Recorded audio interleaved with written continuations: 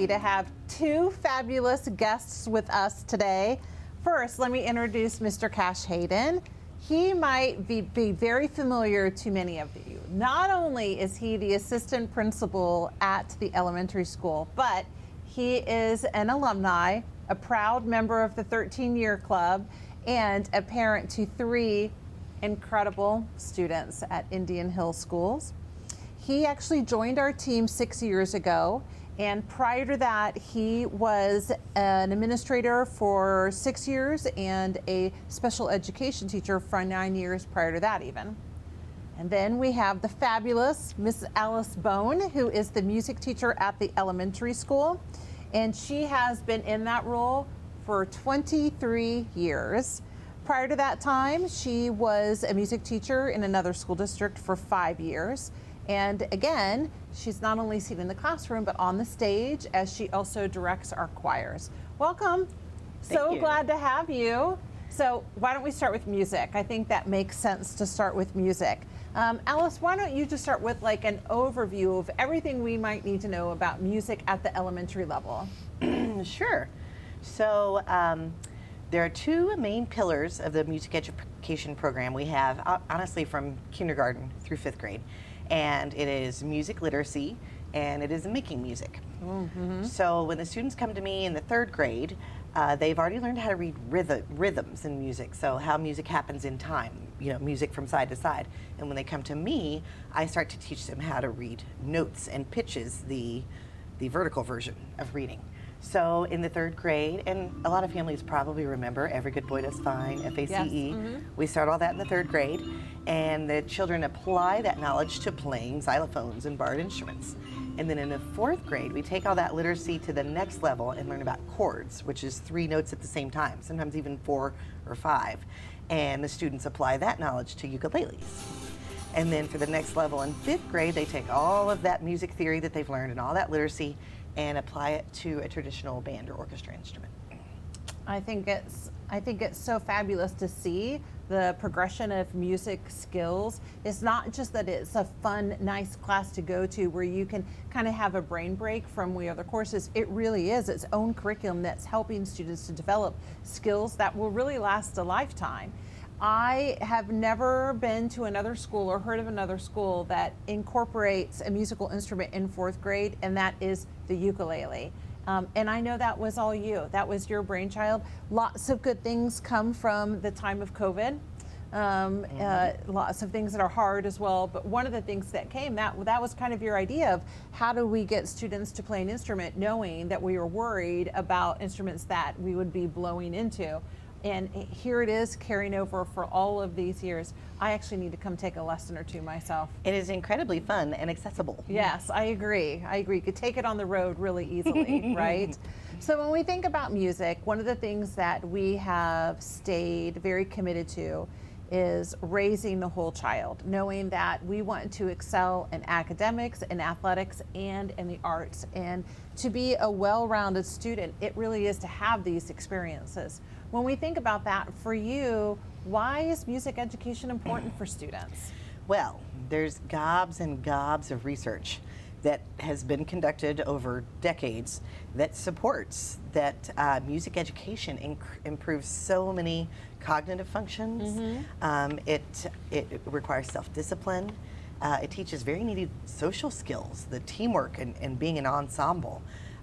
It helps with the 2 hemispheres of your brain. Right. It connects your hemispheres. Students that have a strong music education are often strong readers. They're more confident in public for public speaking and making speeches. It helps with language acquisition. It just goes on and on. So what I know about Alice is that prior to, or really almost simultaneously, there's been a whole career for you as a performer, both behind the keyboard, incredible pianist. Thank you. And then as well as being able to sing.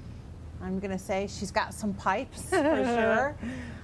And so that would be natural that then you would see how that would lead to be a music teacher. But Cash, on the other hand, you had all the benefits and really excelled within our music programs when you were here as a student, and then went a different direction. Instead of thinking about traditional performance, I'd love to hear, like, how did that impact your experience as a student here? And what does it mean for you now? Yeah, so the music bug, the performance piece actually bit me when I was really young at the primary school. I got to be the little drummer boy in our winter performance. Oh, yeah. And I remember that like it was yesterday. And Yeah. then while I was here at the high school, I was in premieres my 4 years. That is wonderful. Yeah, so as Alice talks about the research behind all the positives about Yeah.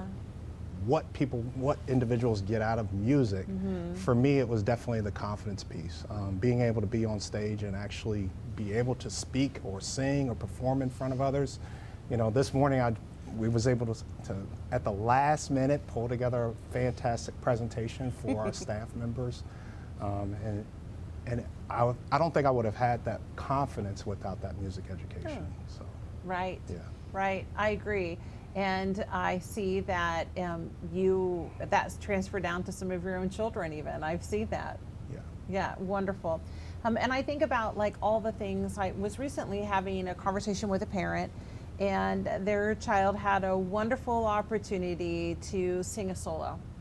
And the parent said to me, you know, to be honest with you, it didn't matter to me how she did on the solo, but it was what it meant for her as part of her life experience to have to work through. I'm preparing. I feel really, really nervous. I'm going to persevere through that. I'm going to go up on stage. And when I am on stage, I'll have to like listen and correct myself, like in those moments of like, how do I sound?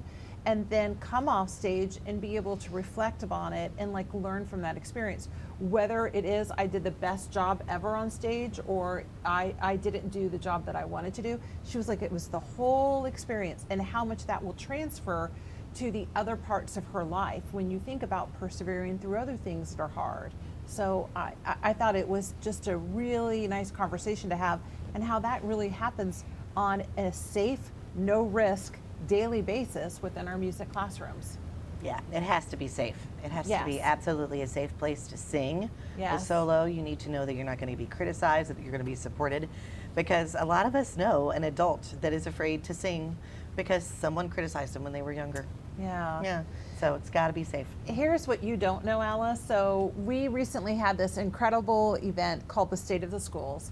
And there was a moment that we were all within the Sue Harder Memorial Performing Arts Center. Alice was on the stage and our students were performing a song using the ukuleles. There were a couple of elementary students who were not on the stage with their ukuleles, and it's because they were the next act. They were part of Frozen. So they were behind the stage with me behind the curtains.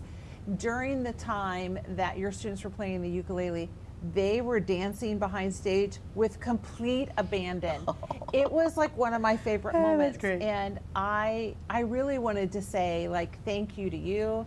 Thank you to Heather Kester and the entire creative cast behind Frozen that created this environment that those students could just do that. Like as soon as the song came on and they were feeling it, I mean they were making up their dance moves and they could care less like who saw it. That only happens when adults are creating the space for that type of artistic freedom. So pretty incredible.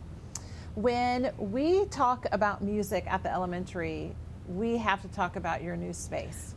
So you have been working previously to this space that we affectionately called the Sawtooth because it was shaped in like a little bit of a zigzag, and it was part of the original building of the original elementary school. And finally, it had really ceased being able to be a functioning facility. Some of the cons of that space is that it was limited in size, you didn't have a stage, you didn't have like a space really for all the storage of musical instruments. And now, let's talk a little bit about this new space. Besides the fact that it just looks fabulous, Yeah. tell us a little bit about the functionality.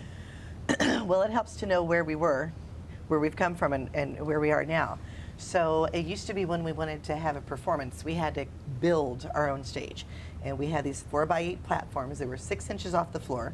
They would sit on the gym floor, which that had a lot of limited viewing for audiences. Only the first row audience could see, or the people in the bleachers. So, we had limited view.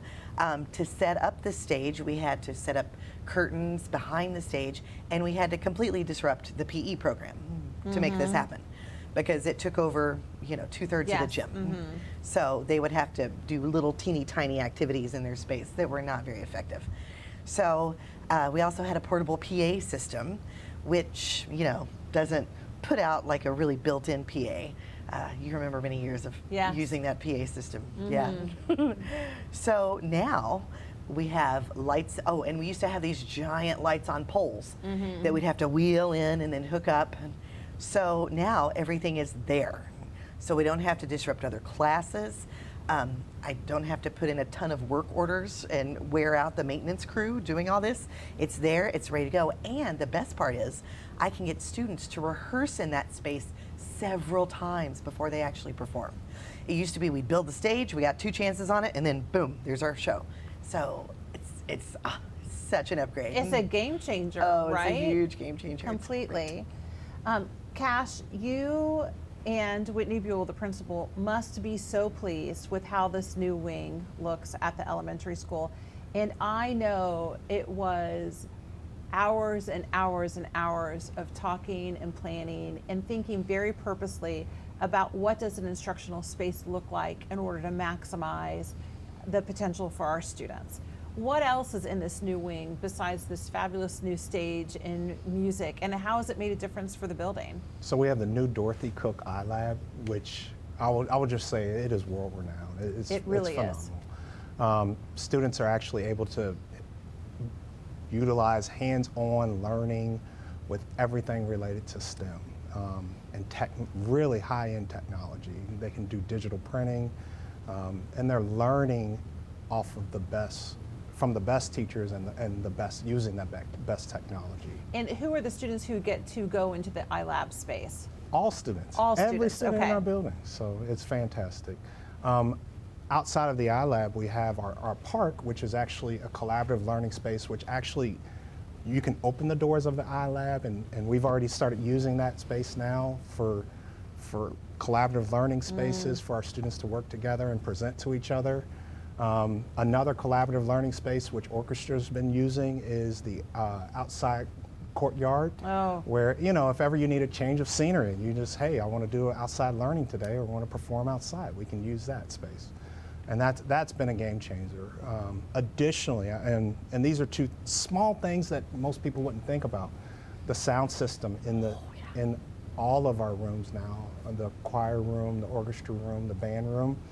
It actually automatically syncs to the teacher's computer or to their cell phone, so that they can actually use that as an auditory device, and actually, so the students can learn while actually in the classroom. I know Mr. Watching, he uses it as a metronome all the time. And then today, Trista Emmons, she shared something that a student said. This is a little small thing, the board. Which we have our the ViewSonic board. The ViewSonic board. A student said, "I can see," and like before it was a blurry whiteboard that she was writing on, have to erase. But students can actually see note changes in real time, and when she points out or as the notes are moving down, it has all that ability, which is fantastic. Right. We also have recording capability in those spaces. Have you seen the microphones in the ceiling? Right. So we can record an ensemble and use that for them to listen and analyze their performance. Oh my gosh. Yeah. So wow. What an upgrade. What an upgrade. When I walk through the new wing and look at it, it's so beautiful. It's also like you said, Cash, it's the little things. It's how much natural light. There's skylights and there's big windows, and it just allows our students. Can you imagine being a 5th grader and learning orchestra for the first time, and the teacher saying, "It's a beautiful day, let's go outside and learn." This is like utopia. It's such an incredible opportunity.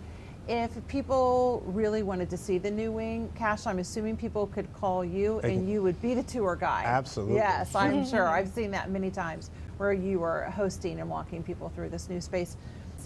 I think that we've been able to find a facility that matches the talent of our music educator. That's kind of you.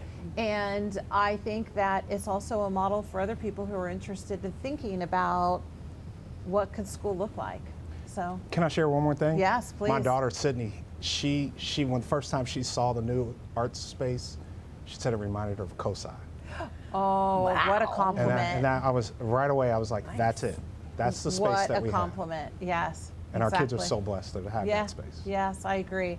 Well, when you were lucky enough to kind of be there on those very first days that students got to walk in and see this new space, like you got to actually see their reactions. Just give us a highlight. Like, give us like what did, I mean, I don't know if that we can beat the COSI comment, but give us a highlight about what students were saying about it. Well, I remember there was a lot of wonder on faces. Yeah. And then there was a lot of us showing them where to go.